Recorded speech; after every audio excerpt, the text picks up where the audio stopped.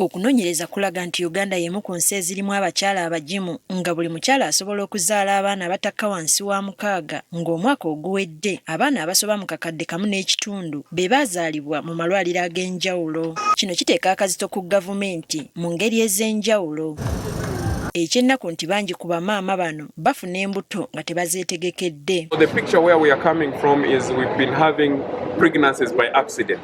There are quite many, and the burden is around 42% of all the pregnancies occur by accident. As people commonly say, batandiseewo. So it should not, pregnancy should be something that the couple or an individual should plan. Okusinziira ku Dr. Richard Mugayi, kaminsona mu minisitule y'ebyobulamu, abakyala bangi beesanga bazzeemu okufuna embuto nga baakafuluma leeba ekintu eky'obulabe. Twakisanze nti abakyala baffe bamaama oluusi bazaala nga aba yaakazaala kumala omwezi gumu n'ayegatta ne musajja we n'afuna olubuto oluddako. Ekyo kikoza obulamu bw'omukyala ono ate kitawaanya ne health system engeri gye bitambulamu. Kati bano nga bali wamu ne bannamukago aba mariestope bali mu kaweefube w'okusomesa abasawo ku ngeri ziziyiza okuyamba bamaama obutaddamu kufuna mbuto mangu. One of the high impact method for family planning is immediate postpartum, where the mother is given a method by the time she delivers at Ellis facility. Because we know that a number of women, they return to fertility within 3 weeks. And if you allow them to go home, by the time they come to bring the child for immunization after 6 weeks, they are already pregnant.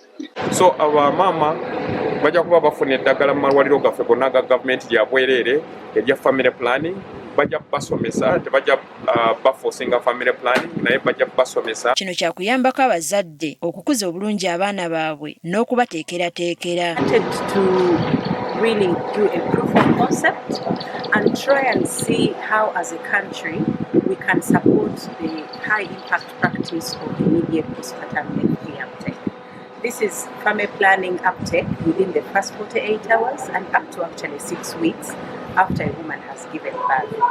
It's a high impact practice in family planning because, as you know, women return to fertility within even 21 days. So there is a missed opportunity for a lot of services if a woman leaves a hospital without a choice of contraception.